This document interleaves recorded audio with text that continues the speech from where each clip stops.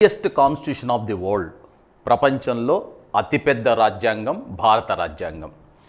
అలాంటి రాజ్యాంగం ఏ విధంగా రూపొందించబడింది, రాజ్యాంగాన్ని ఎలా తయారు చేశారు, రాజ్యాంగం ఇప్పుడున్న రాజ్యాంగం ఈ రూపంలోకి రావటానికి జరిగిన పరిణామమే రాజ్యాంగ పరిణామక్రమం. భారత రాజ్యాంగాన్ని రూపొందించినటువంటి అంశమే భారత రాజ్యాంగ చరిత్ర. రాజ్యాంగ చరిత్ర గురించి మనం అధ్యయనం చేయాల్సిన అవసరం ఎందుకుంది అన్నప్పుడు, ఒక రాజ్యాంగాన్ని అంతర్గతంగా ఉన్నటువంటి రాజ్యాంగంలోని అంతర్గత విషయాలని మనం సమర్థవంతంగా అర్థం చేసుకోవాలన్నప్పుడు, రాజ్యాంగాన్ని విశ్లేషణాత్మకంగా అవగాహన చేసుకోవాలన్నప్పుడు, రాజ్యాంగాన్ని సమర్థవంతంగా అమలు పరచాలన్నప్పుడు రాజ్యాంగం పైన మనకు ఖచ్చితమైనటువంటి అవగాహన ఉండాలి. అయితే ఇక్కడ భారత రాజ్యాంగ చరిత్ర అనేది ఎలా ప్రారంభమైంది అని మనం ఒకసారి పరిశీలించాలంటే, భారతదేశాన్ని 200 సంవత్సరాల పాటు పరిపాలించినటువంటి బ్రిటిష్ ప్రభుత్వ పాలనా కాలంలోనే భారత రాజ్యాంగానికి పునాదులు పడ్డాయి. భారత రాజ్యాంగ పునాదులు అనేవి బ్రిటిష్ ప్రభుత్వ పాలనా కాలంలోనే రాజ్యాంగానికి పునాదులు వేశారు. ఎలా అనుకున్నప్పుడు, మన దేశ పరిపాలన కోసం బ్రిటిష్ ప్రభుత్వం అనేది అనేక వందల చట్టాలను ప్రవేశపెట్టింది. 200 సంవత్సరాల కాలంలో అనేక చట్టాలను ప్రవేశపెట్టింది, అనేక వ్యవస్థలను ప్రవేశపెట్టింది, అనేక సంస్థలను ప్రవేశపెట్టింది, పరిపాలనకు సంబంధించిన అనేక అంశాలను ప్రవేశపెట్టారు. అయితే ఏవైతే మన దేశ పరిస్థితులకు అనుగుణంగా, భారత ప్రజలకు అనుగుణంగా ఉన్నాయో అలాంటి విషయాలన్నింటిని కూడా భారత రాజ్యాంగ నిర్మాతలు మనకు అవసరమైనటువంటి అంశాలన్నింటిని కూడా రాజ్యాంగంలో చేర్చినారు. అవసరం లేనటువంటి అంశాలని పక్కకు పెట్టడం జరిగిందనమాట. కాబట్టి గత చరిత్రను తెలుసుకోవాల్సినటువంటి అవసరం చాలా ఉంది.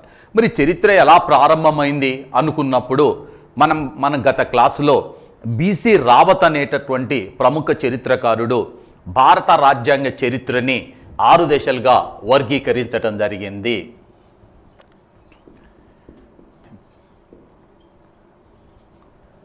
బీసీ రావత్ అనేటటువంటి వ్యక్తి భారత రాజ్యాంగ చరిత్రని 6 దశలుగా వర్గీకరించినాడు. ఈ 6 దశల్ని మనం ఒకసారి పరిశీలించినప్పుడు, అంటే భారతదేశంలో వ్యాపారం చేయటం కోసం ఏదైతే ఈస్ట్ ఇండియా కంపెనీ స్థాపించబడిందో, ఈస్ట్ ఇండియా కంపెనీ పాలనా కాలం నుంచి స్వాతంత్రం వచ్చేంత వరకు కూడా మన దేశ చరిత్రని, అంటే ఈస్ట్ ఇండియా కంపెనీ మన దేశంలోనికి వ్యాపారం చేయటం కోసం ఇక్కడికి వచ్చినప్పటి నుంచి భారతదేశం స్వాతంత్రం సంపాదించి రాజ్యాంగాన్ని రూపొందించుకునేంత వరకు కూడా ఉన్నటువంటి కాలాన్ని 2 దశలుగా వర్గీకరణ చేస్తాము. ఒకటి, ఈస్ట్ ఇండియా కంపెనీ పాలనా కాలం,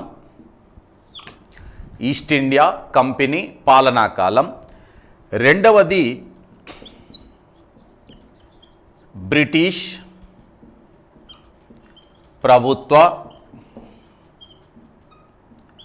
పాలనా కాలం. ఈస్ట్ ఇండియా కంపెనీ పాలనా కాలం మరియు బ్రిటిష్ ప్రభుత్వ పాలనా కాలం 2 దశలుగా వర్గీకరణ చేస్తాం యాక్చువల్గా దీన్ని. మరి ఈస్ట్ ఇండియా కంపెనీ పాలనా కాలం ఏదైతే ఉందో, ఈస్ట్ ఇండియా కంపెనీ పాలనా కాలంలో ముఖ్యంగా ఇక్కడ రూపొందించినటువంటి చట్టాలన్నింటినీ కూడా చార్టర్ చట్టాలుగా పేర్కొంటారు.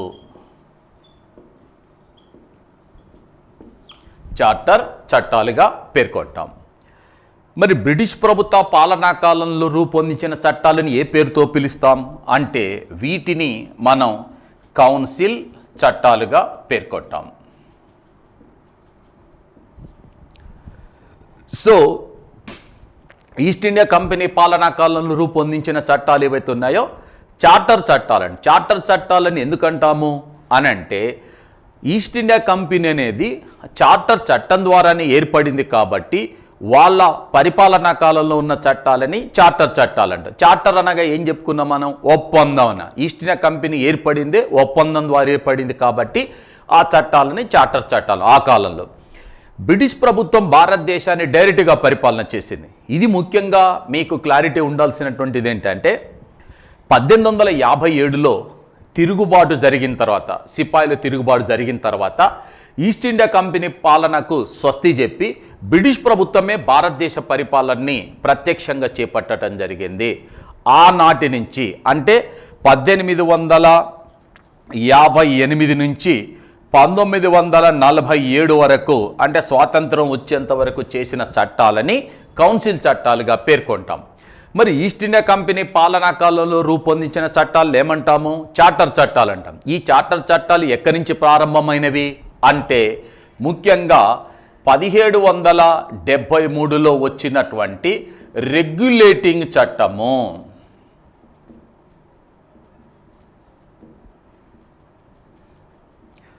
అలాగే 1784లో వచ్చినటువంటి పిట్ ఇండియా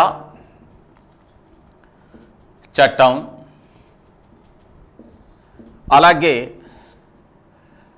1793లో వచ్చినటువంటి చార్టర్ చట్టము,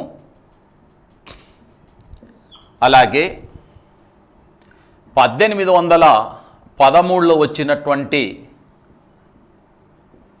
చార్టర్ చట్టము,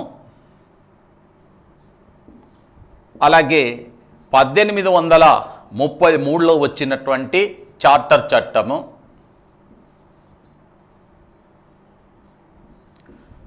అలాగే 1853లో వచ్చినటువంటి చార్టర్ చట్టం.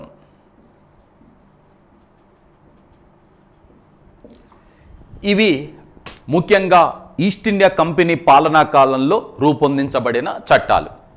ఇక్కడ ఒక క్లారిటీగా మీరు దృష్టిలో పెట్టుకోవాలి. ఈస్ట్ ఇండియా కంపెనీ లండన్లో ఏర్పాటైంది. లండన్లో ఏర్పాటైన ఈస్ట్ ఇండియా కంపెనీ భారతదేశానికి ఎందుకోసం వచ్చింది? వ్యాపారం కోసం వచ్చింది. వ్యాపారం కోసం వచ్చినటువంటి ఈస్ట్ ఇండియా కంపెనీ ముఖ్యంగా 1757లో జరిగినటువంటి ప్లాసీ యుద్ధం తర్వాత మన దేశం యొక్క ఆంతరంగిక వ్యవహారాల్లో జోక్యం చేసుకుంది. అంటే ముఖ్యంగా ఆనాటికి అంటే యుద్ధం జరిగే కాలం నాటికి మొఘల్ సామ్రాజ్యానికి సంబంధించిన ప్రముఖులు ఎవరైతే ఉన్నారో, అక్బర్ కావచ్చు, ఔరంగజేబు కావచ్చు, జహంగీర్ కావచ్చు, ఇలాంటి ప్రముఖులంతా కూడా లేరు. కాబట్టి ఒకవైపున మొఘల్ సామ్రాజ్యం అంటే పతనమవుతున్నటువంటి దశలో భారతదేశంలో ఉన్నటువంటి అంతర్గతంగా ఉన్న రాజుల మధ్యన యుద్ధం జరుగుతున్నటువంటి పరిస్థితులలో భారతదేశ పరిపాలన మొత్తం వీక్ అయి బలహీనపడినటువంటి పరిస్థితులలో ఈస్ట్ ఇండియా కంపెనీ అనేది మన దేశం యొక్క అంతర్గత వ్యవహారాల్లో జోక్యం చేసుకుంది. ప్లాసీ యుద్ధంతో వాని జైత్రయాత్ర ప్రారంభించినాడని చెప్పుకోవచ్చును. అయితే ఈ కాలంలో అంటే ఈస్ట్ ఇండియా కంపెనీ దేనికోసం వచ్చింది? వ్యాపారం కోసం వచ్చింది. ఇప్పుడు ఏం చేస్తున్నారు? యుద్ధాల్లో పాల్గొన్నారు. ఆ తర్వాత ఏం చేసినారు? పరిపాలన చేసినారు. ఆ పరిపాలనకు సంబంధించినటువంటి అంశాలను కొనసాగించేటటువంటి టైంలో తీసుకొచ్చిన చట్టాలనే చార్టర్ చట్టాలుగా పేర్కొంటాం. ఆ చట్టాలన్నింటిని కూడా చార్టర్ చట్టాలని పేర్కొంటాం.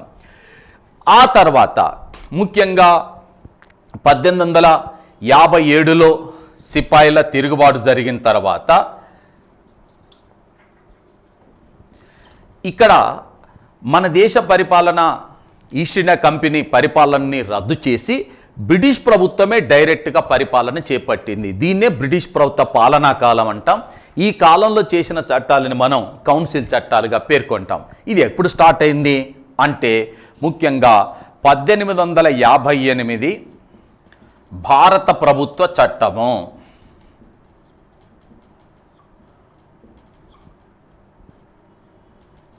ఇక్కడ స్టార్ట్ అయింది. దీని తర్వాత 1861 కౌన్సిల్ చట్టము,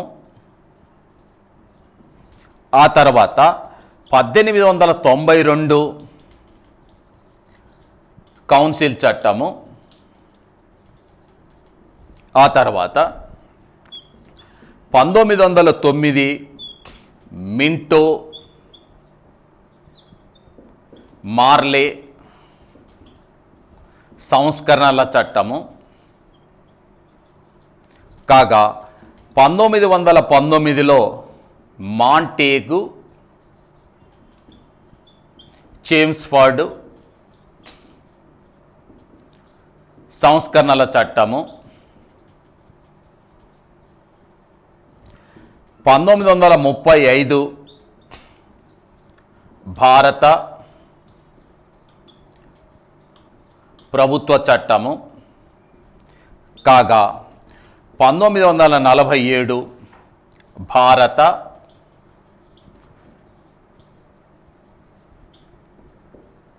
స్వాతంత్ర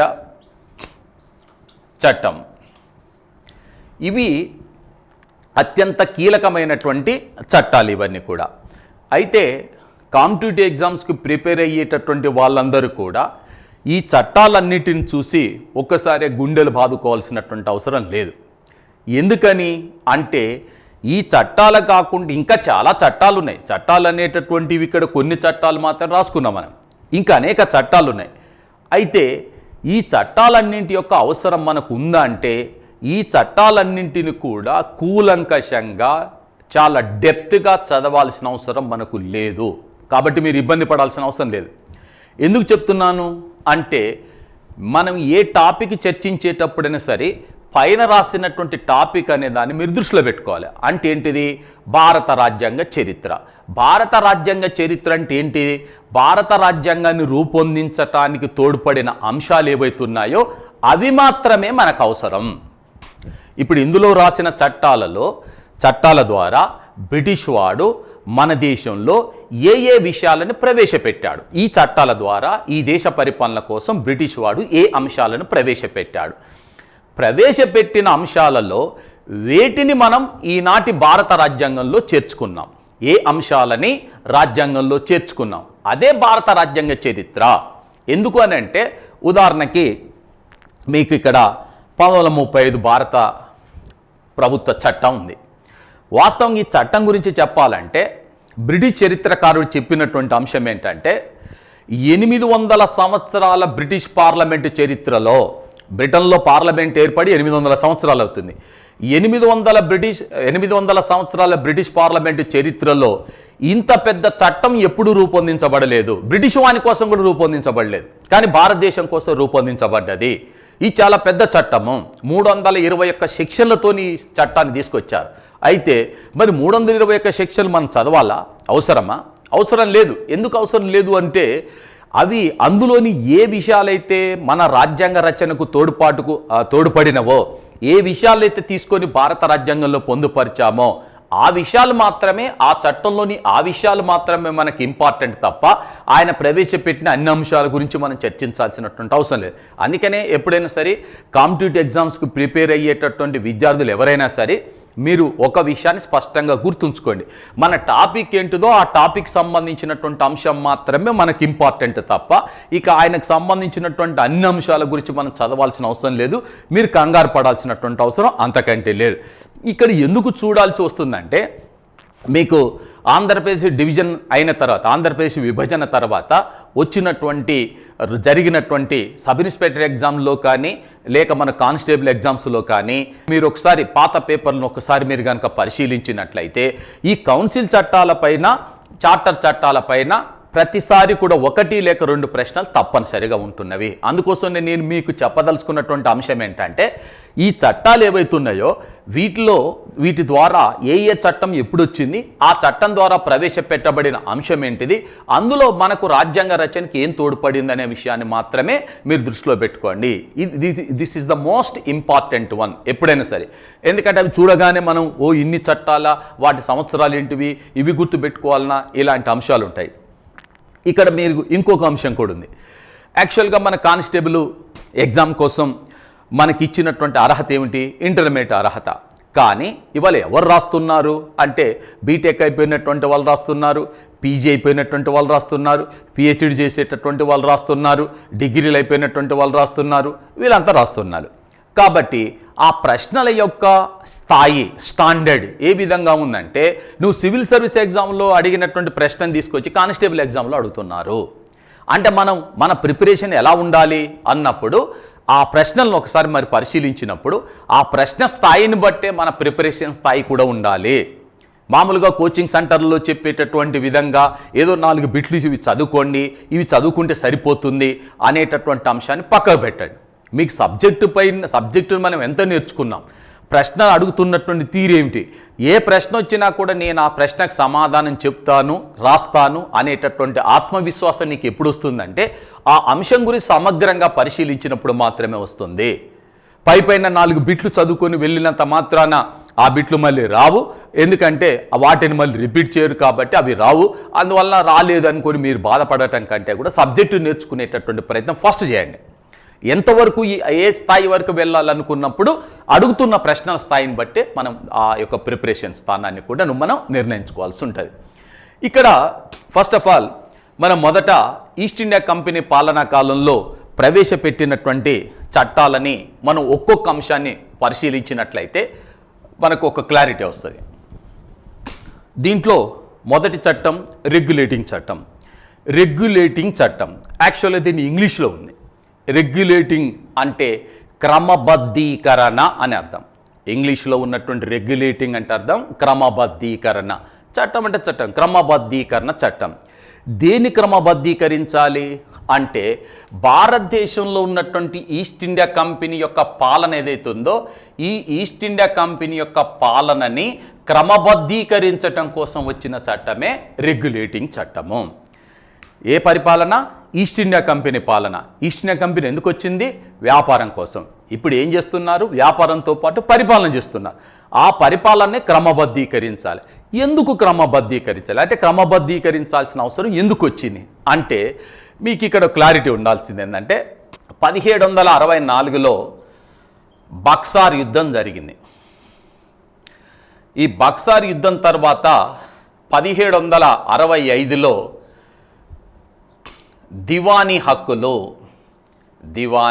హక్కులు అంటే బెంగాల్, బీహార్, ఒరిస్సాలలో శిస్తు వసూలు చేసుకునేటటువంటి అధికారం, శిస్తు వసూలు చేసుకునేటటువంటి అధికారం ఏదైతే ఉందో ఈ అధికారాన్ని బెంగాల్ నవాబ్ అయినటువంటి మీర్ కాసిం అనేటటువంటి వ్యక్తి శిస్తు వసూలు చేసుకునే అధికారాన్ని ఈస్ట్ ఇండియా కంపెనీకి ఇవ్వటం జరిగింది. ఈస్ట్ ఇండియా కంపెనీకి ఇచ్చాను. ఏమిచ్చారు? శిస్తు వసూలు చేసుకునే అధికారం. ఎందుకు ఇచ్చారు అంటే ఈ బక్సార్ యుద్ధంలో మీర్ కాసిం గెలవటానికి ఈస్ట్ ఇండియా కంపెనీ తన సైన్యాన్ని వానికి సహాయంగా పంపించింది కాబట్టి దానికి బదులుగా మీర్ కాసిం దివానీ హక్కులు, శిస్తు వసూలు చేసుకునే హక్కులు ఈస్ట్ ఇండియా కంపెనీకి కట్టబెట్టింది. ఇక్కడ క్లారిటీ ఉన్నాం. మీరు 1757లో జరిగిన ప్లాసీ యుద్ధం కంటే ఇది చాలా డేంజరస్ వన్. ఎందుకు డేంజరస్ వన్ అంటే యుద్ధం చేసేటప్పుడు నీకు బలం ఉంటే నువ్వు గెలుస్తావు, నాకు బలం ఉంటే నేను గెలుస్తే, ఇంకొకటికి బలం ఉంటే వాడు గెలుస్తాడు. ఇక్కడ అది సమస్య కాదు. దివానీ హక్కులు ఇవ్వటం అంటే ఈస్ట్ ఇండియా కంపెనీకి బెంగాల్ నవాబు చట్టబద్ధంగా హక్కులు కల్పించినారు. శిస్తు వసూలు చేసుకోవటం అంటే చట్టం చేసి మాత్రమే పన్నులు వసూలు చేయాలి. మీరు ప్రపంచ చరిత్రలో ఏ దేశ రాజ్యాంగాన్ని తీసుకున్నా, ఎవరిని తీసుకున్నా కూడా చట్టబద్ధంగా మాత్రమే పన్నులు శిస్తు వసూలు చేసేటటువంటి పరిస్థితి ఉంటుంది. యూ టేక్ ఫర్ ఎగ్జాంపుల్, ఇవాళ భారత రాజ్యాంగం ఉంది. మన రాజ్యాంగంలోని 265 అధికరణలో 265లో చాలా స్పష్టంగా ఉంటుంది అన్నమాట. ఏమని? భారతదేశంలో చట్టబద్ధంగా తప్ప మరి ఏ విధంగా పన్నులు విధించరాదు, వసూలు చేయరాదని చెప్పి భారత రాజ్యాంగంలో ఉంటుంది. ఈవెన్ భారతదేశాన్ని 200 సంవత్సరాలు పరిపాలించినటువంటి బ్రిటన్లో కూడా ఒక అంశం చాలా స్పష్టంగా ఉంటుంది. ఏమని? Without law there is no tax. చట్టం లేకుండా పన్నులు విధించే పరిస్థితి ఉండదు. అంటే ఇక్కడ ఈస్ట్ ఇండియా కంపెనీ శిస్తు వసూలు చేసుకునే అవకాశం వానికి ఈస్ట్ ఇండియా కంపెనీకి వచ్చింది అని అంటే చట్టబద్ధంగా వానికి మనం హక్కులు కల్పించినాం. కాబట్టి ఈ శిస్తు వసూలు చేయటం కోసమే బ్రిటిష్ వాడు, this is the most important point ఏంటంటే 1772లో ఈ శిస్తు వసూలు చేయటం కోసం మన దేశంలో బ్రిటిష్ వాడు మొదటిసారిగా కలెక్టర్ వ్యవస్థని ప్రవేశపెట్టాడు. ఎప్పుడు? 1772లో. ఏ వ్యవస్థను ప్రవేశపెట్టారు? కలెక్టర్ వ్యవస్థని. ఎందుకోసం ప్రవేశపెట్టారు? శిస్తు వసూలు చేయటం కోసం. మీ అందరికీ ఐడియా ఉంటుంది. ఇప్పుడు కూడా మనకు కరెంటు బిల్లులు వసూలు చేసేటటువంటి బిల్ కలెక్టర్ అని చెప్పి చెప్తుంటాం. అంటే వాస్తవంగా ఆనాడు కలెక్టర్ వ్యవస్థని దానికోసమే ప్రవేశపెట్టినారు. కాకుంటే దీన్ని ప్రవేశపెట్టినటువంటి వ్యక్తి ఎవరయ్యా అంటే వారన్ హేస్టింగ్స్. ఆనాడు బెంగాల్ గవర్నర్గా ఉన్నటువంటి వారన్ హేస్టింగ్స్ అనేటటువంటి వాడు 1772లో మన దేశంలో కలెక్టర్ వ్యవస్థను ప్రవేశపెట్టాడు. ఇక్కడ క్లారిటీగా దృష్టిలో పెట్టుకోవాల్సింది ఏంటంటే, నేను మీకు భారత రాజ్యాంగ చరిత్ర గురించి ఇంట్రడక్షన్ చెప్పేటప్పుడు ఒక మాట అన్నాను. ఎందుకు చదవాలి మనం అంటే మీకు క్లారిటీ ఉండాలి. ఈరోజు కూడా మనకు జిల్లా పరిపాలన అధిపతి ఎవరు? కలెక్టరే. మరి ఆ కలెక్టర్ వ్యవస్థని మనమే ప్రవేశపెట్టుకున్నామంటే కాదు, బ్రిటిష్ వాడు ప్రవేశపెట్టాడు. ఎప్పుడు ప్రవేశపెట్టాడంటే 1772లో. ఎవరు ప్రవేశపెట్టారంటే వారన్ హేస్టింగ్. ఎందుకోసం ప్రవేశపెట్టారంటే శిస్తు వసూలు చేయటం కోసం. ఈ క్లారిటీ అనేటటువంటిది మనకు ఖచ్చితంగా ఉండాలి. అయితే ఈ శిస్తు వసూలు చేసి వ్యాపారం చేస్తున్నారు, పరిపాలన చేస్తున్నారు, శిస్తు వసూలు చేస్తున్నారు. ఇవన్నీ చేసేటప్పుడు ఈస్ట్ ఇండియా కంపెనీలో పనిచేసేటటువంటి ఉద్యోగుల్లో లంచగొండితనం విపరీతంగా పెరిగిపోయింది. లంచగొండితనం పెరిగిపోయింది అని చెప్పి వార్తలు ఆ నోట ఈ నోట పడటంతో ఆల్మోస్ట్ ఆల్ బ్రిటిష్ ప్రభుత్వానికి కూడా ఈ వార్త పొక్కింది. ఆ వార్త తెలిసింది.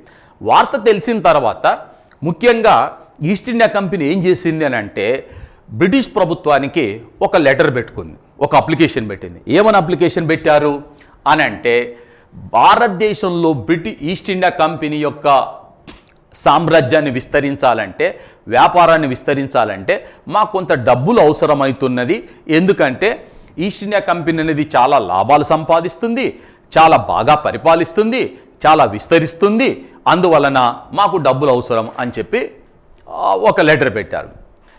అయితే అప్పుడు బ్రిటిష్ ప్రధానమంత్రిగా ఉన్నటువంటి లార్డ్ నార్త్కు ఓ డౌట్ వచ్చింది.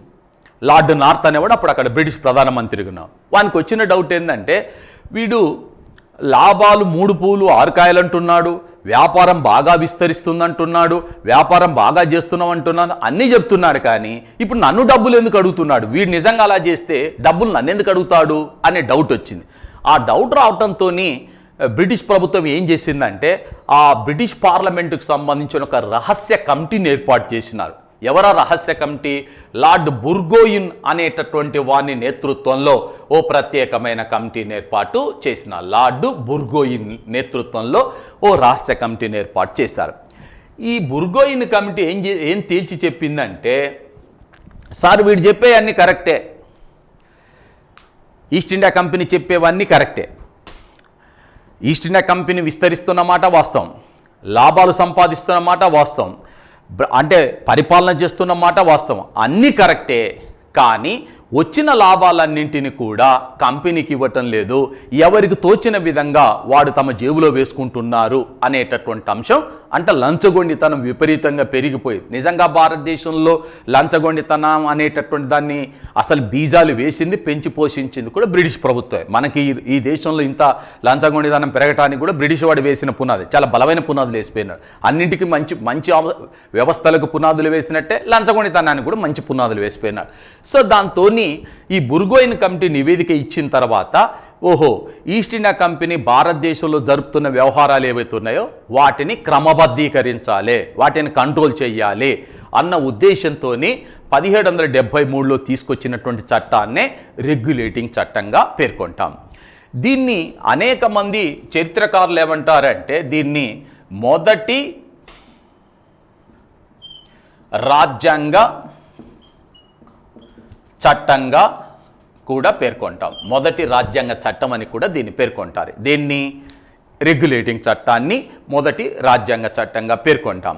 అయితే నేను మీకు ఈ చట్టాల గురించి స్టార్ట్ చేసేటప్పుడే మీకు ఒక అంశం చెప్పాను, అది మీరు ఎప్పుడు కూడా మర్చిపోకూడదు, గుర్తుంచుకోవాల్సినటువంటి. ఏంటా గుర్తుంచుకోవాల్సిన అంశం అంటే, ఈ చట్టం ద్వారా బ్రిటిష్ వాడు ఏ అంశాలని, ఏ వ్యవస్థలని, ఏ విషయాలని ప్రవేశపెట్టిన అంశాలలో వేటిని ఇప్పుడున్న రాజ్యాంగంలో చేర్చాం. అంతవరకు మాత్రమే మీకు ఇంపార్టెంట్. ఈ చట్టంలో మొదటి పేజీ నుంచి లాస్ట్ పేజీ వరకు ఏమున్నది, ప్రతి పేజీలో ఏమున్నది, ప్రతి సెక్షన్ ఏమున్నది నీకు అవసరం లేదు. నీ టైం వేస్ట్ తప్ప ఇంకొకటి ఉండదు. ఎవరైనా అంటే పిహెచ్డీలు చేసే వాళ్ళు ఉంటే, దాని మీద పరిశోధనలు చేసేటటువంటి వాళ్ళు ఉంటే వాళ్ళకు అవసరం, కానీ మనకు అంత అవసరం కూడా లేదు. కానీ ఈ చట్టం ప్రవేశపెట్టిన కీలకమైన అంశాలను మాత్రం మనం మర్చిపోవద్దు. వాటిని ఖచ్చితంగా మనం దృష్టిలో పెట్టుకోవాలి. ఎందుకంటే అవి తర్వాత కాలంలో మన రాజ్యాంగంలో పొందుపరుచుకున్నాం, మనకు అవసరమైనటువంటి అంశాలను కూడా పొందుపరచుకోవటం జరిగింది. సో ఈ చట్టం ద్వారా వచ్చినటువంటిది ఏంటిదంటే మన దేశంలో కేంద్రీకృతమైనటువంటి పరిపాలన ప్రవేశపెట్టారు. కేంద్రీకృతమైన పాలన ఏదైతే ఉందో దీన్ని ప్రవేశపెట్టడం జరిగింది. ఎవరు? బ్రిటిష్ వారు. ఎందుకు కేంద్రీకృతమైన పరిపాలన అంటున్నాము అంటే ఇక్కడ ముఖ్యంగా ఆనాటికి బ్రిటిష్ వారి యొక్క ఆధీనంలో ఉన్నటువంటి బెంగాల్, మద్రాస్ మరియు బొంబాయి ఈ మూడు ప్రాంతాలకు సంబంధించినటువంటి పరిపాలన ఏదైతే ఉందో ఈ పరిపాలన మొత్తాన్ని కూడా ఎవరి పరిధిలోకి తీసుకొచ్చినారు అంటే బెంగాల్ గవర్నర్గా ఉన్నటువంటి వారన్ హేస్టింగ్స్ ఎవరైతే ఉన్నారో ఇతన్ని, బెంగాల్ గవర్నర్గా ఉన్నాడు, ఇతన్ని ఏం చేసినారు? గవర్నర్ జనరల్ ఆఫ్ బెంగాల్గా చేశారు. గవర్నర్ జనరల్ ఆఫ్ బెంగాల్గా చేశారు. చేసి మామూలు బెంగాల్ గవర్నర్, ఆయన గవర్నర్ జనరల్ ఆఫ్ బెంగాల్గా చేసి ఈ మూడు ప్రాంతాల యొక్క పరిపాలనను కూడా ఈయన పరిధి కిందికి తీసుకురావటం జరిగింది. అంటే ఏం జరిగింది? ఇంతకుముందు బెంగాల్ని పరిపాలించే గవర్నర్ వేరు, మద్రాసును పరిపాలించే గవర్నర్ వేరు, బొంబాయిని పరిపాలించే గవర్నర్ వేరు. వాళ్ళందరికీ కూడా బ్రిటన్ నుంచి, లండన్ నుంచి ఆదేశాలు వస్తాయి, వాళ్ళ పరిపాలన వాళ్ళు చేస్తారు. కానీ ఇప్పుడు ఏం చేసినారు? కేంద్రీకృత పాలన, అన్ని ప్రాంతాల పరిపాలన మొత్తం కూడా ఈ వారన్ హేస్టింగ్స్ పరిధిలోకి, అంటే గవర్నర్ జనరల్ ఆఫ్ బెంగాల్ పరిధిలోకి తీసుకొచ్చారు. ఎందుకు నేను ఇక్కడ ఇంత ఖచ్చితంగా చెప్పాల్సి వచ్చిందంటే ఆ రోజున ఈ చట్టం ద్వారా భారతదేశంలో బ్రిటిష్ వాడు వేసినటువంటి ఈస్ట్ ఇండియా కంపెనీ కోసం వేసినటువంటి ఈ పునాది ఈ రోజు వరకు కూడా చెక్కు చెదరలేదు. ఎందుకంటే ఇవాళ కేంద్ర ప్రభుత్వం మన దేశంలోని ఏ రాష్ట్రాన్నైనా, ఏ ప్రభుత్వాన్నైనా సరే ఆదేశించేటటువంటి స్థితికి ఎందుకు వచ్చిందంటే ఆ రోజున వేసినటువంటి పునాదులు ఇప్పటికి కూడా చెక్కు చెదరలేదు. చిన్న చిన్న మార్పులు చేర్పులు చేశాం తప్ప ఈ రోజు కూడా మన దేశంలో కేంద్రీకృతమైన పరిపాలన అదే విధంగా కొనసాగుతున్నది. సో దానికి పునాది వేసింది ఏంటంటే రెగ్యులేటింగ్ చట్టం. ఎందుకంటే ఇప్పుడున్న పరిపాలన అలా ఉందంటే ఇంపార్టెంట్ అయిన అంశం. ఇంకొక అంశం ఏంటంటే 1764లో కలకత్తాలో ఉన్నటువంటి ఫోర్ట్ విలియం కోర్ట్ అనేటటువంటి ఇక్కడ సుప్రీంకోర్టుని ఏర్పాటు చేశారు. సుప్రీంకోర్టుని ఏర్పాటు చేసి ఈ సుప్రీంకోర్టుకు సర్ ఎలిజా ఇంపే అనేటటువంటి వ్యక్తిని ప్రధాన న్యాయమూర్తిగా చేసి అతనికి సహకరించడానికి మరొక ముగ్గురు జడ్జీలని ఏర్పాటు చేయటం జరిగింది. సర్ ఎలిజా ఇంపే అనేటటువంటి వ్యక్తిని ప్రధాన న్యాయమూర్తిని చేసి ముగ్గురు ఇతర న్యాయమూర్తుల నియామకం చేశారు. సో ఇది ఈ చట్టం దానికి సంబంధించిన దాంట్లో కీలకమైనటువంటి అంశం. ఇక్కడ మీరు ఇప్పుడు నేను చెప్పినటువంటి అంశాలన్నింటిలో కూడా అత్యంత కీలకమైనటువంటి అంశాలు ఏంటివయ్యా అంటే, ఒకటి, భారతదేశంలో ఈస్ట్ ఇండియా కంపెనీ వ్యవహారాలను క్రమబద్ధీకరించడానికి బ్రిటిష్ ప్రభుత్వం తీసుకొచ్చిన చట్టం అంటే రెగ్యులేటింగ్ చట్టం. ఆ చట్టం ఏ సంవత్సరంలో వచ్చిందంటే 1773. దీన్ని ఏమంటామంటే మొదటి రాజ్యాంగ చట్టంగా పేర్కొంటాం. తద్వారా ప్రవేశపెట్టబడింది ఏంటంటే కేంద్రీకృతమైన పాలన. రెండవది ఏంటంటే వారన్ హేస్టింగ్స్ని మొదటి గవర్నర్ జనరల్ ఆఫ్ బెంగాల్గా ఏర్పాటు చేశారు. తర్వాత కలకత్తాలో సుప్రీంకోర్టును ఏర్పాటు చేశారు. ఇక్కడ మీకు నేను ఒకటి రెండు అంశాలు చెప్పాల్సింది ఏంటంటే, భారతదేశంలో మొదటిసారిగా 1774లో కలకత్తాలో సుప్రీంకోర్టును ఏర్పాటు చేసి సర్ ఎలిజా ఇంపేని తీసుకొచ్చారు. అంటే మన దేశంలో మొదటిసారిగా సుప్రీంకోర్టును బ్రిటిష్ వారు ఎప్పుడు ఏర్పాటు చేశారు అని అంటే 1774లో ఏర్పాటు చేశారు. మీ అందరికీ తెలుసు సుప్రీంకోర్టు అనేది భారతదేశంలో అత్యున్నత న్యాయస్థానము. అలాంటి న్యాయ వ్యవస్థకు పునాదులు వేసినటువంటి వాడు బ్రిటిష్ వారు. అది మనకి ఇంపార్టెంట్. రెండో అంశం ఏంటంటే మీకు కలెక్టర్ వ్యవస్థను ప్రవేశపెట్టడం, ఇది మోస్ట్ ఇంపార్టెంట్. అలాగే మనకి ఇంతకుముందు క్లాసులో చెప్పేటప్పుడు మరి 1725లో మన దేశంలో మొదటిసారిగా గవర్నర్ వ్యవస్థను ప్రవేశపెట్టారు. అంటే ఇప్పటి వరకు కూడా భారత రాజ్యాంగం ప్రకారం మన రాజ్యాంగంలో చేర్చుకోవటానికి అవసరమైనటువంటి అంశాలు చేర్చుకున్న అంశాలు ఏంటంటే మీకు ఈ 4 విషయాల మీద ఖచ్చితంగా దృష్టిలో ఉంచుకోవాలి. 1 1772లో ప్రవేశపెట్టిన కలెక్టర్ వ్యవస్థ, 2 గవర్నర్ వ్యవస్థ 1725లో ప్రవేశపెట్టిన గవర్నర్ వ్యవస్థ, 3 కేంద్రీకృతమైన పరిపాలన, 4 కలకత్తాలో సుప్రీంకోర్టును ఏర్పాటు చేయడం. ఈ రోజుకి ఇవన్నీ కూడా మన దేశ రాజకీయ వ్యవస్థలో అత్యంత కీలకమైనటువంటి అంశాలు కాబట్టి ప్రశ్నలు అడిగేటప్పుడు కూడా వీటిని అడుగుతుంటారు. వీటినే మనం దృష్టి అందించుకోవాలి. అలాగే ఇక్కడ ఇంకొక చిన్న కన్ఫ్యూజ్ చేసేటటువంటి అంశం కూడా ఉన్నది. కన్ఫ్యూజ్ చేసే అంశం ఏంటంటే భారతదేశ మొదటి గవర్నర్ జనరల్ ఎవరు అంటారు. అన్నప్పుడు మన వాళ్ళంతా ఏం చేస్తున్నారు, వారన్ హేస్టింగ్స్ అని పెడుతున్నారు. కానీ అది క్వైట్ రాంగ్, అది తప్పు. భారతదేశ మొదటి గవర్నర్ జనరల్ అనేటటువంటి వ్యక్తి విలియం బెంటింక్. ఎందుకని అంటే ఇక్కడ క్లారిటీ ఉండాలి. నేను ఇక్కడ ఏం రాశాను, భారతదేశ గవర్నర్ జనరల్ అని రాయలేదు. ఏం రాశాను, గవర్నర్ జనరల్ ఆఫ్ బెంగాల్ అని రాశాను. Governor general of Bengal. మొదటి గవర్నర్ జనరల్ ఆఫ్ బెంగాల్గా ఎవరు వచ్చినారు, వారన్ హేస్టింగ్స్ వచ్చినారు. భారతదేశ మొదటి గవర్నర్ జనరల్ ఎవరు, విలియం బెంటింక్. అయితే గవర్నర్ జనరల్ హోదా పొందిన మొదటి వ్యక్తి ఎవరంటే మళ్ళీ వారన్ హేస్టింగ్స్. అంటే గవర్నర్ జనరల్ అంటే భారతదేశ మొదటి గవర్నర్ జనరల్ లేక బెంగాల్ మొదటి గవర్నర్ జనరల్ అనకుంటా ఒట్టి గవర్నర్ జనరల్ మొదటి వ్యక్తి ఎవరంటే వారన్ హేస్టింగ్సే. కానీ ఇక్కడ బెంగాల్ రాస్తేనేమో వారన్ హేస్టింగ్సే, భారతదేశం అని రాస్తే మాత్రం విలియం బెంటింక్. ఇక్కడ మీరు క్లారిటీ ఉంచుకోవాలి. అలాగే చాలామంది సుప్రీంకోర్టు గురించి రాస్తుంటారు.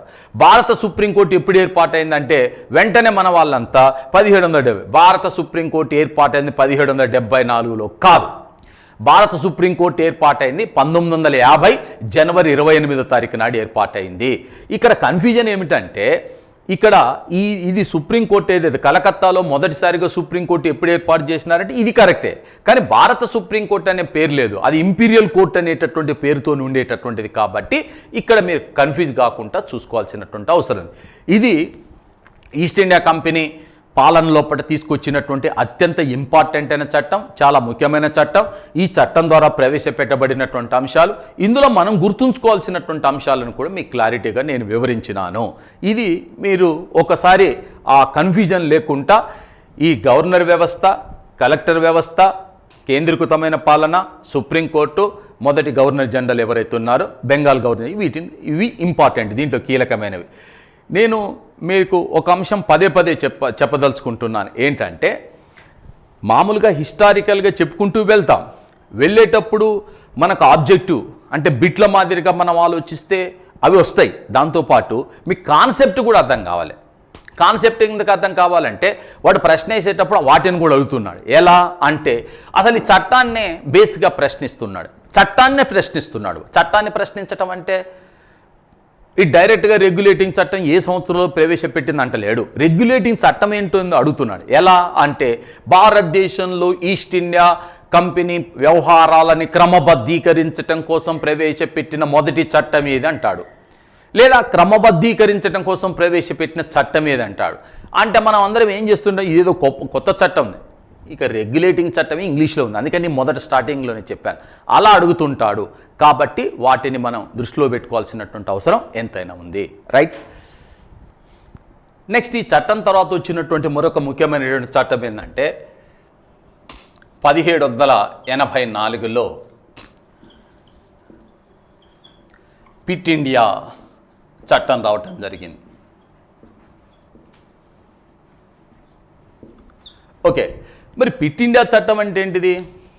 యాక్చువల్గా విలియం పిట్ జూనియర్ అనేటటువంటి వాడు ఆనాడు ఇంగ్లాండ్ ప్రధానమంత్రిగా ఉన్నాడు. బ్రిటన్ ప్రధానమంత్రిగా ఉన్నటువంటి విలియం పిట్ జూనియర్ అనేటటువంటి అతడు ఈ చట్టాన్ని రూపొందించటంలో, ఈ చట్టం రావటంలో కూడా కీలక పాత్ర పోషించినాడు. కాబట్టి ఈ చట్టం పేరు పిట్ ఇండియా చట్టంగా పేర్కొంటాం.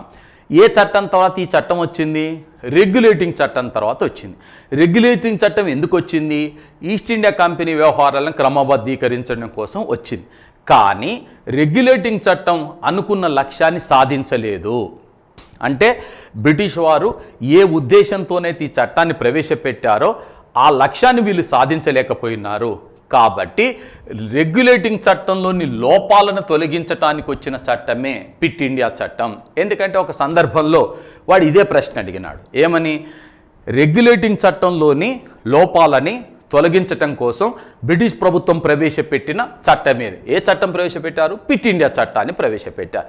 అంటే ఎందుకు ఇలా చేసినారు అంటే, ఇక్కడ వీళ్ళు చేసినటువంటి పని ఏంటంటే రెండింటిని వేరు చేసినారు. ఎలా? బోర్డ్ ఆఫ్ కంట్రోల్, రెండోది కోర్ట్ ఆఫ్ డైరెక్టర్స్. ఈ రెండింటిని వేరు చేశారు. అంటే ఈ రెండింటిని వేరు చేయటం అంటే ఏంటిది అంటే మీకు క్లారిటీ ఉండాలి. ఈస్ట్ ఇండియా కంపెనీ భారతదేశం ఎందుకోసం వచ్చింది? వ్యాపారం చేయటం కోసం వచ్చింది. మరి వ్యాపారం చేసేవాడు వ్యాపారానికి పరిమితమైనాడా? కాలేదు కదా, పరిపాలన కూడా చేస్తున్నాడు. అందువలన ఈ రెండింటిని కలపటం మూలంగా అటు అధికారము ఇటు డబ్బులు ఒకే చోట ఉండటం మూలంగా అధికార దుర్వినియోగం చేసి లంచగొండితనం పెరిగింది. అందుకోసమే ఈ రెండింటిని వేరు చేయాలి, అధికారాన్ని వేరు చేయాలి, వ్యాపారాన్ని వేరు చేయాలన్న ఉద్దేశంతో కోర్ట్ ఆఫ్ డైరెక్టర్స్ ఏమో వీరు వ్యాపార వాణిజ్య విషయాలని చూసే బాధ్యత కోర్ట్ ఆఫ్ డైరెక్టర్స్ది. మరి బోర్డ్ ఆఫ్ కంట్రోల్ ఏం చేస్తుంది అంటే ఇది పరిపాలనా విషయాలని వీటిని కంట్రోల్ చేయటం కానీ లేకపోతే వాటిని నియంత్రించేటటువంటి బాధ్యత ఏమో బోర్డ్ ఆఫ్ కంట్రోల్ది. కోర్ట్ ఆఫ్ డైరెక్టర్స్ ఏమో వ్యాపార వాణిజ్య విషయాలని పరిశీలిస్తుంది. తద్వారా ఏమవుతుంది అంటే వ్యాపారం చేసే డబ్బులు ఉన్న వానికేమో అధికారం లేదు, అధికారం ఉన్న వాని దగ్గరనేమో డబ్బులు లేవు. కాబట్టి ఇక్కడ అవినీతి అనేటటువంటిది కంట్రోల్ చేయడానికి ఇది ఒక సాధనం అనే ఉద్దేశంతో వాడు ఈ పని చేయటం జరిగింది. అంటే దీన్నే మనం ఏమంటున్నాము అంటే ద్వంద్వ పాలన అంటున్నాం. ద్వంద్వ ప్రభుత్వం కాదు, ఎందుకంటే ద్వంద్వ ప్రభుత్వం వేరే ఉంది. 1919 చట్టం ద్వారా బ్రిటిష్ వాడు మాంటేగ్ చేమ్స్ఫోర్డ్ సంస్కరణ చట్టం ద్వారా కన్ఫ్యూజ్ కావద్దు. ఇలా ఏర్పాటు చేయటాన్ని ద్వంద్వ పాలన అంటాము. ద్వంద్వ పాలన, అక్కడ ద్వంద్వ ప్రభుత్వం ఉంటుంది. ఎందుకు ఉంటుంది అనేది మనకు ఆ చట్టం చెప్పుకునేటప్పుడు మీకు నేను వివరణ ఇస్తాను. ఓకేనా? ఇది ఒక ఇంపార్టెంట్ అయినటువంటి అంశంగా దృష్టిలో పెట్టుకోవాలి. అంటే ఇక్కడ మీకు ఈ రెండింటిని వేరు చేయటాన్ని ద్వంద్వ పాలనగా పేర్కొంటాము. ఈ చట్టం తర్వాత అంటే పిట్ ఇండియా చట్టం తర్వాత భారతదేశం వచ్చినటువంటి మరొక ఇంపార్టెంట్ అయిన చట్టం అంటే 1793లో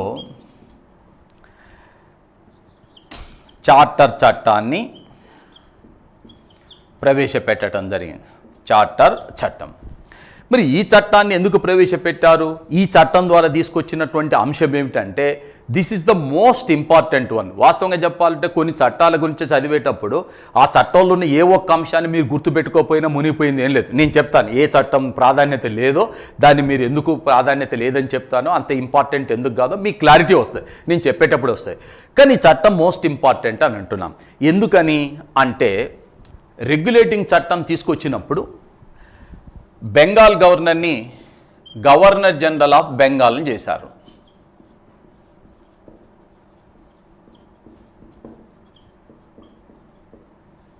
ఇతను పరిపాలనా విషయాలు మొత్తం ఇతనే చూస్తాడు. ఇతనికి సలహాలు ఇవ్వటం కోసం అంటే పరిపాలనలో సలహాలు ఇవ్వటం కోసం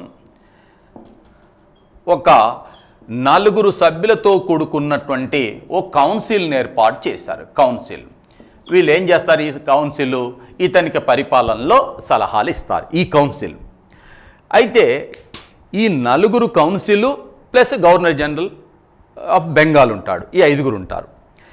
ఇందులో మీకు మెజార్టీ నిర్ణయం ఏదైతే ఉన్నదో ఆ మెజార్టీ నిర్ణయమే పరిపాలనలో దీన్నే అమలుపరచాల్సి ఉంటుంది. మెజార్టీ నిర్ణయం అంటే మెజార్టీ సభ్యులు తీసుకునే నిర్ణయాన్ని అమలుపరచాల్సి ఉంటుంది.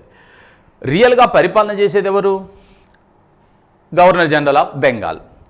సలహాలు ఇచ్చేది ఎవరు? కౌన్సిల్. ఈ సలహాలు ఇచ్చే కౌన్సిల్ మొత్తం కూడా కలకత్తాలో కూర్చొని ఇతనికి సలహాలు ఇస్తారు. ఇతని బాధ ఏమిటి అని అంటే వీళ్ళకు పరిపాలన అనుభవం లేదు, పరిపాలించినటువంటి అనుభవం లేదు, పరిపాలనలో వచ్చిన సమస్యల గురించి అవగాహన లేదు, వీడి ఇష్టం వచ్చినట్టుగా సలహాలు ఇస్తున్నారు, వీడికి ఎవ్వడి కూడా సరి అయినటువంటి అవగాహన లేదు, వీళ్ళు చెప్పేటటువంటి విషయాలన్నింటినీ నేను పాటించాల్సిన అవసరం లేకుండా చూడాలి, వీళ్ళు చెప్పే విషయాలన్నింటినీ నేను పాటించకుండా ఉండాలి అనే ఆలోచన ఉండేది. అందుకనే అప్పటికి అంటే ఈ చట్టం ప్రవేశపెట్టే కాలం నాటికి కారన్ వాలిస్ అనేటటువంటి వాడు గవర్నర్ జనరల్ ఆఫ్ బెంగాల్గా ఉన్నాడు. అప్పుడు ఏది 1793లో ఈ చట్టాన్ని ప్రవేశపెట్టే కాలం నాటికి వాడు ఏమన్నాడు, నేను అలిగి మా దేశం వెళ్ళి వస్తాను, అంటే లండన్ వెళ్తాను, నాకు ఇష్టం లేదన్నాడు. ఎందుకు కారణం ఏంటంటే ఈ కౌన్సిల్ తీసుకునేటటువంటి నిర్ణయం ఏదైతే ఉందో అది సరిగా లేదు, కాబట్టి వాళ్ళు తీసుకునే నిర్ణయాన్ని దాన్ని ఆపే అధికారం నాకు ఇవ్వండి అన్నాడు. ఆ కౌన్సిల్ తీసుకునే నిర్ణయాన్ని ఆపేసే అధికారం నాకు ఇవ్వండి అని చెప్పాడు. అంటే ఆపటం దాన్ని ఏమంటాం మనం అంటే దాన్ని మనం వీటో అంటాము. వీటో అంటే యాక్చువల్గా అర్థం ఏంటిది అంటే తిరస్కరణ, నిరోధించుట లేక నిలుపుదల చేయుట. ఎవరు తీసుకున్న నిర్ణయాన్ని, కౌన్సిల్ తీసుకున్నట్టు నిర్ణయాన్ని ఆపేసే అధికారం అంటే వీటో చేసే అధికారం ఎవరికి ఇవ్వాలి అంటే గవర్నర్ జనరల్కి ఇవ్వాలి అని అతను ప్రతిపాదన చేస్తే ఈ చట్టం ద్వారా ఈ వీటో అధికారం గవర్నర్ జనరల్కి ఇవ్వటం జరిగింది. ఎవరు తీసుకున్న నిర్ణయాన్ని, కౌన్సిల్ తీసుకున్న నిర్ణయాన్ని ఏం చేసే అధికారం, వీటో చేసే అధికారం. వీటో చేయటం అంటే ఏంటిది, తిరస్కరించడం, నిరోధించటం, నిలుపుదల ఈ అధికారం ఎవరికి ఇచ్చినారు, గవర్నర్ జనరల్కి ఇచ్చారు. మరి గవర్నర్ జనరల్కి వీటో అధికారం ఇస్తే మనకేంటండి, మనకేం అవసరం ఇప్పుడు అంటే ఇవాళ భారతదేశాధిపతి ఎవరు, మన దేశానికి అధిపతి ఎవరు, రాష్ట్రపతి భారతదేశానికి అధిపతి. ఇతను పరిపాలన చేసేటప్పుడు నిర్ణయాలు ఎలా తీసుకుంటాడు అని అంటే ఫస్ట్ ఆఫ్ ఆల్ ఒకటి కేంద్ర క్యాబినెట్. ఈ కేంద్ర క్యాబినెట్ అనేది ఏదైనా ఒక సలహాని రాష్ట్రపతికి ఇస్తుంది, రాష్ట్రపతి దాని ప్రకారమే నిర్ణయం తీసుకొని అమలు చేస్తారు. కేంద్ర క్యాబినెట్ నిర్ణయం తీసుకుంటే రెండో అంశం ఏంటిది, పార్లమెంట్ అంటే ఎవరెవరు ఉంటారు దీంట్లో అంటే లోక్సభ ఉంటుంది, అలాగే రాజ్యసభ ఉంటుంది. వీళ్ళిద్దరూ కలిసి చేసిన బిల్లు ఏదైనా కూడా ఒక బిల్లు శాసనంగా మారాలంటే దీనిపైన ఎవరి ఆమోదం ఉండాలి, రాష్ట్రపతి యొక్క ఆమోదం ఉండాలి. అంటే కేంద్ర క్యాబినెట్, కేంద్ర మంత్రిమండలి ఇచ్చిన సలహాని భారత రాష్ట్రపతి దానిపైన నిర్ణయం తీసుకుంటే దాన్ని అమలు చేస్తాము. భారత పార్లమెంట్ ఆమోదించిన బిల్లు ఏదైనా శాసనంగా మారాలంటే రాష్ట్రపతి యొక్క ఆమోదం ఉండాలి. అయితే ఇక్కడ ఒక చిన్న ఇంపార్టెంట్ అనే అంశం ఏంటంటే కేంద్ర క్యాబినెట్ ఇచ్చిన సలహాని రాష్ట్రపతి తప్పనిసరిగా ఆమోదించాలా, అది మస్ట్ అండ్ షుడ్డా, లేక తిరస్కరించి వెనుకకు పంపవచ్చా అంటే దాన్ని తిరస్కరించి వెనుకకు పంపవచ్చును. ఈ సలహాని తిరస్కరించి వెనుకకు పంపవచ్చును. వెనుకకు పంపటాన్ని ఏమంటాము, వీటో అంటాము. తిరస్కరించడాన్ని ఏమంటాము, వీటో అంటాము. ఆ వీటో అధికారం రాష్ట్రపతికి ఉంది. ఈ వీటో అధికారాన్ని భారత రాష్ట్రపతికి ఎక్కడి నుంచి కల్పించబడ్డదయ్యా అంటే ఈ 1793 చార్టర్ చట్టాన్ని అనుసరించి బ్రిటిష్ వాడు ప్రవేశపెట్టిన అంశాన్నే ఇవాళ భారత రాష్ట్రపతి వినియోగిస్తున్నాడు వీటో అధికారాన్ని. నెంబర్ 1. నెంబర్ 2 ఏంటంటే భారత పార్లమెంటులోని లోక్సభ, రాజ్యసభలు ఈ రెండు కూడా ఒక బిల్లు ఆమోదిస్తే ఇది శాసనంగా మారాలంటే రాష్ట్రపతి ఆమోదం పొందాలి. మరి రాష్ట్రపతి తప్పనిసరిగా ఆమోదించాలా అంటే ఆ బిల్లును కూడా రాష్ట్రపతి తిరిగి వెనుకకు పంపవచ్చును, వీటో చేయవచ్చును, తిరస్కరించవచ్చును. అంటే ఇవాళ పార్లమెంటు చేసిన బిల్లులని వీటో చేసే అధికారం రాష్ట్రపతికి వచ్చింది అన్నా, లేక కేంద్ర క్యాబినెట్ ఇచ్చిన సలహాన్ని ఆమోదించకుండా తిరస్కరించి వెనుకకు పంపుతున్నాడన్నా ఆ రెండింటిని వీటో అంటాము. ఆ వీటో చేసే అధికారం భారత రాష్ట్రపతికి ఎక్కడి నుంచి వచ్చిందయ్యా అంటే 1793 చార్టర్ చట్టాన్ని అనుసరించే మనం తీసుకోవడం జరిగింది. ఇక్కడ నీ వివరణ ఎందుకు ఇస్తున్నాను అని అంటే మీకు ముందే చెప్పాను, మళ్ళీ నేను రిపీటెడ్గా చెప్తుంటున్నాను, అది మీరు గుర్తుపెట్టుకోవాలి. ఏంటది అని అంటే భారతదేశంలో బ్రిటిష్ వాడు ప్రవేశపెట్టిన చట్టాలన్నింటినీ, అందులో ప్రతి విషయాన్ని మనం గుర్తుపెట్టుకోవాల్సినటువంటి అవసరం లేదు. ఏవైతే మన రాజ్యాంగాన్ని రచించటానికి, రాజ్యాంగాన్ని రూపొందించటానికి ఏ విషయాలైతే తోడ్పడినవో అవి మాత్రమే మనకు అవసరము. అందుకోసం నేను పదే పదే చెప్తున్నాను. 1725లో గవర్నర్ వ్యవస్థను ప్రవేశపెట్టాడు. మీ అందరికీ తెలుసు. ఇవాళ మనకు రాష్ట్రానికి అధిపతిగా, రాజ్యాంగ అధిపతిగా ఎవరుంటారు? గవర్నర్ ఉంటాడు. ఎందుకంటే రాజ్యాంగంలో రాసుకున్నాం కాబట్టి. భారత రాజ్యాంగంలోనే చాలా స్పష్టంగా ఉంటుంది. ఏమిటి? రాష్ట్రానికి భారత రాజ్యాంగంలో 153 అధికరణలు చాలా స్పష్టంగా ఉంటాయి. ఏమని? ప్రతి రాష్ట్రానికి అధిపతిగా గవర్నర్ ఉంటాడని. మరి ఇవాళ గవర్నర్ వ్యవస్థను మనం కాదుగా ప్రవేశపెట్టింది, బ్రిటిష్ వాడు. భారతదేశానికి అత్యున్నత న్యాయస్థానం సుప్రీంకోర్టు కదా, అది బ్రిటిష్ వాడే ప్రవేశపెట్టినాడు కదా. జిల్లా పరిపాలన అధిపతి కలెక్టర్ కదా, అది వాడే ప్రవేశపెట్టినాడు కదా. ఇవాళ భారత రాష్ట్రపతి వినియోగించే వీటో అధికారం ఏదైతుందో దాన్ని కూడా బ్రిటిష్ వాడే. అలాంటి విషయాలు మాత్రమే మీరు దృష్టి అందించుకోవాలి తప్ప నేను చెప్పిన చట్టాలు, మీరు పుస్తకాలు చదివిన ప్రతి చట్టాన్ని కూడా దాంట్లో ఒక పొల్లు పోకుండా ప్రతి ఒక్కటి గుర్తుంచుకోవాల్సినటువంటి అవసరం లేదు, కన్ఫ్యూజ్ కావాల్సిన అవసరం లేదు. చదివి అంటే అవగాహన కావాలంటే ఇవన్నీ చదవాలి. అవగాహన వచ్చిన తర్వాత వీటిని ఖచ్చితంగా గుర్తుంచుకోవాలన్నప్పుడు మాత్రం వీటిపైన కేంద్రీకరించాల్సినటువంటి అవసరం ఉంటుంది. ఓకే.